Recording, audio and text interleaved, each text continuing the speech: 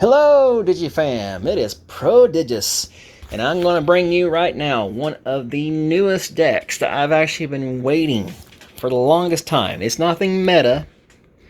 It's more of a particular fan favorite slash just want to do it because it feels like it needs to be done type of deal. But this deck has now been fully realized thanks to the newest adventure decks. Let's get into it. Alright, now if you like this kind of content and you want to see more, and this is again a more casual, fun type of video on this one, or if you want to see some of my more competitive builds and discussions, please make sure you subscribe. That way you don't miss out. It really helps the channel grow. I'm on a long road to 1,000 subscribers, and you can help me out. Now, so I'm a stickler for wanting to try and make some sort of representation of a deck for each type of like Digidestined slash Tamer slash main character type of thing. Like I've made a deck for each of the 7 great demon lords, and I've been trying to work on making decks for each of the Digidestined Digimon. And this one in particular has been very difficult on many levels. First of all, there wasn't enough support for this archetype because this guy right here has an interesting effect that said on play, I know I'm getting a little ahead of myself, but on play when Digi-evolving, reveal the top 3 cards of your deck, add 1 card with Sea Beast, Plesiomon, Beastkin, or X antibody trait among them to your hand, and return the rest to the bottom of the deck. Prior to the adventure deck coming out, if you try to look up anything that would match that requirement to try and be tribal for this particular deck, it was very difficult. There just wasn't enough pieces. We were missing a lot of stuff.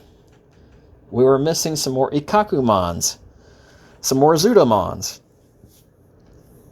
And that's not even getting started on the possible debate of what is its true mega form. If you watch the original Digimon series, they don't ever actually give you the mega form. If you watch the reboot, they try to say that it's Vikemon. But then there's also Digimon Adventure 02, which they hint towards Shikuamon, which is the combination of Ankylomon and Angemon's megaform ends up becoming Vikemon. So it's hard to say what is the true megaform for Gomamon. So with that being said, I have finally been able to build this deck. I still need to do a lot more playtesting with it. And again, this is nothing that's going to be super hyper competitive, but it can throw some decks off. Now currently we are in a big meta of mainly just main protagonist decks. Like we have all the main protagonist stuff that came out of BT21, so almost everything is red. We got Red Hybrid, we got Gamamons, we got Hunters, we got Crossheart. And to be honest, a bunch of those I haven't really been connected with. I think they're cool, but I like me the old school. And with that being said, let's get into the video. So here we have 4 copies of Upamon from BT1. This is when attacking once per turn. If your opponent has a Digimon with no Digivolution cards, draw 1. So just simple draw. As long as your opponent has at least 1 Digimon with no Digivolution cards. And then of course the one of, because for some reason Bandai says we can only have 1 of this, even though they keep on printing plenty of rookies and champions that have it. But Bukomon, that has, while your opponent has no Digimon at all, like can't have any Digimon with equal or more Digivolution cards than this Digimon, this guy gains jamming. So, weird wording, even though everything else can give you jamming quite easily. Alright, now we're running Gomamon from BT14. This has start your main phase, choose one Digivolution card under your opponent's Digimon, and trash it. This Digimon can't be blocked for the turn. So it's a great thing to start things off. You strip a source, and now you can't be blocked. Inheritable says opponent's turn. When this Digimon will be deleted, you can play this from its sources without paying the cost. So Gomamon will just keep coming. Then we have his X-Antibody form. We've already kind of covered it. Inheritable is when attacking once per turn until the end of your opponent's turn. One of your opponent's Digimon with as many or fewer Digivolution cards as his Digimon can't attack. Now next, because it is the GOAT, I'm running 4 copies, thanks to the adventure decks, of the Gomamon from It. And it says your opponent can't gain memory other than by tamer effects. Although right now, currently, there's probably way more of that than there is other effects giving you memory. But still, so go with the little Gomamon. Then we have 2 copies going into our champions of the BT1 Ikakumon. No effect on it, but does have an inheritable that says this Digimon can't be blocked by your opponent's Digimon without a Digivolution source. So if they randomly throw down, like, say, a Seraphimon Ace without actually acing Evo E on top of it, that's not going to stop you with this. Then we have 4 copies of Ikakumon from BT14. When Digivolving, choose 2 Digivolution cards under your opponent's Digimon and trash them. When attacking once per turn, one of your opponent's Digimon with a number of Digivolution cards less than or equal to this Digimon's Digivolution cards can't attack until the end of your opponent's turn. Inheritable, when attacking once per turn, one of your opponent's Digimon with a number of Digivolution cards less than or equal to this can't attack until the end of the opponent's turn. So, great effect. It also becomes an inheritable. And then we have the brand new one that came out thanks to the starter decks for the adventure. We have a security effect that says at the end of battle, play this card without paying the cost. On play and when Digivolving, trash 2 cards from under one of your opponent's Digimon. Then, one of their Digimon with no Digivolution cards can't attack or block until the turn ends. Inheritable is when attacking once per turn. If you have 7 or fewer cards in your hand, draw. So we get some card draw there, as well as a security Digimon, which I cannot tell you how awesome it is in my playtesting I have done so far, for this to pop out security, and for you to have a Zudamon Ace in hand. That means their next attack, they're getting aced. So going on to our level 5s, I'm running a single copy of the BT21 Zudamon. Now, this guy has on play, you draw 2. It is a 7 cost though, so keep that in mind. But if you have one of our level 6 aces, you know why you're playing this. It also has the inheritable that says when attacking, if your opponent has a Digimon with no Digivolution cards, gain a memory. Then we have 2 copies of the level 5 Zudamon Ace card. On play when Digivolving, trash 2 Digivolution cards from under an opponent's Digimon, then return an opponent's Digimon with no Digivolution cards. Not bad. And then we have, again, thanks to Adventure, we finally have some more Zudamons that are actually good. Now this, I believe, has been errated. It's not the exact wording on it. I could be wrong. It has on play when Digivolving. From one of your opponent's Digimon, you trash any one Digivolution card for every 2 colors your tamers have. Then return one of their Digimon with 1 or fewer Digivolution cards to the hand. So it can do a little bit of strip sourcing and a bounce. It also has your turn once per turn. When your other Digimon are played or Digivolve, if any of them have the adventure trait, one of your Digimon gains alliance for the turn, then one of your Digimon may attack. So if you can actually get lucky and have both the Evo or hard play really, this Zudamon while having the Ikakumon from Adventure out, you get to do that. Otherwise, this is strictly in here for its inheritable of just automatically giving you Alliance.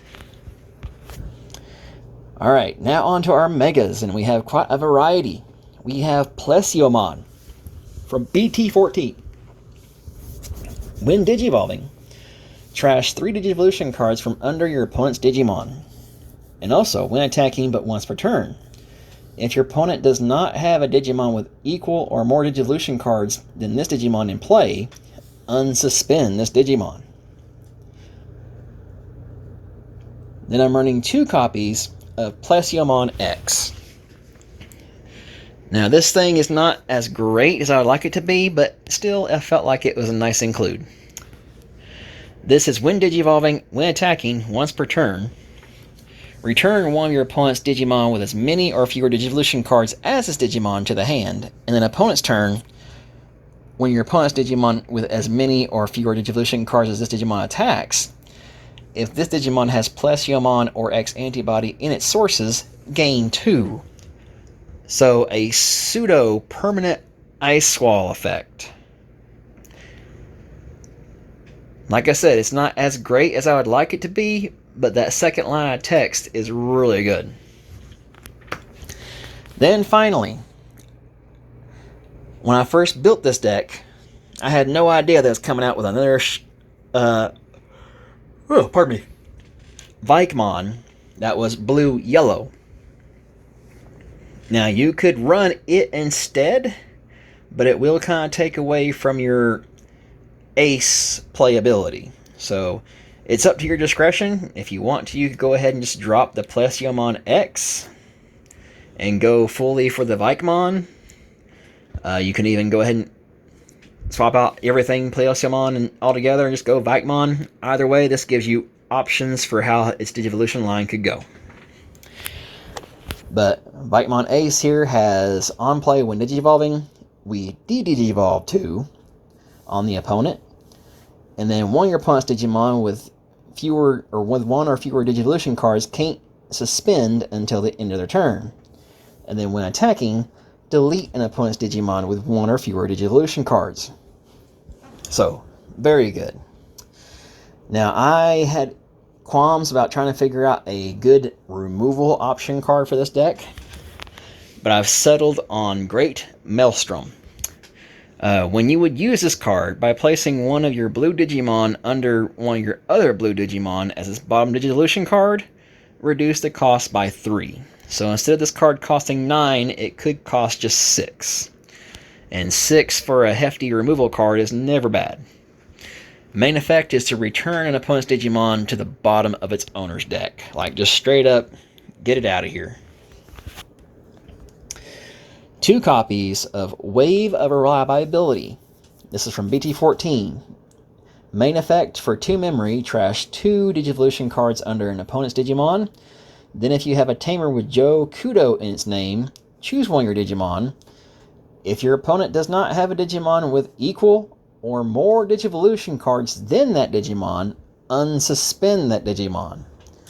So it's a nice little extra way to go ahead and not only get some strip sourcing done, but to also get yourself unsuspended so you can attack again.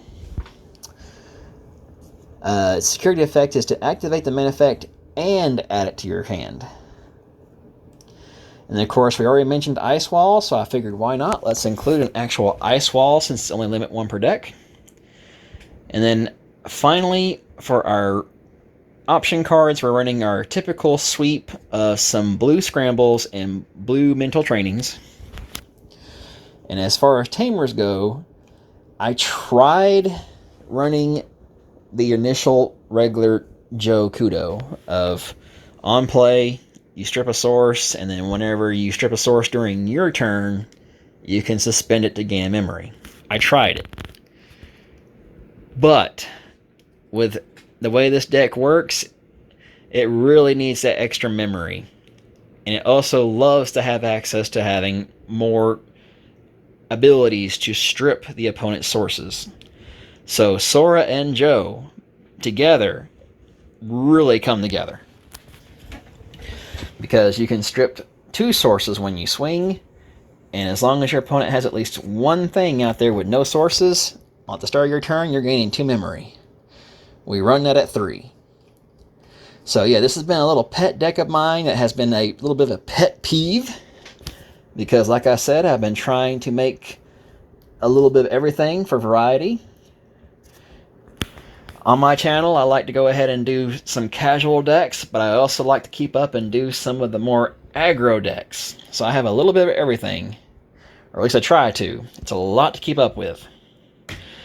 But anyway, with that being said, this has been the deck profile for something that I've been waiting a long time for them to finally give us some more support to go with this type of tribal theme. I hope you enjoyed it. You might even try it out yourself at your locals and with your friends and see how far it takes you. But thank you all for watching. I hope you've enjoyed this kind of content and continue to do so. Be sure to let me know in the comments down below if you would like to see some more of this digital version of the format of where I do deck profiles on the computer like this. Or would you like to see something along the lines of my old school ways of doing it with the physical cards and even doing some actual gameplay in real life versus the simulator? I've been meaning to try and get some recordings in of me doing some gameplay on the simulator. It just hasn't happened yet. But for sure, let me know down below. I'd love to hear from anyone out there to let me know what they think. But this has been prodigious, and I will try and bring you some more videos soon. Until then, I'll see you next time.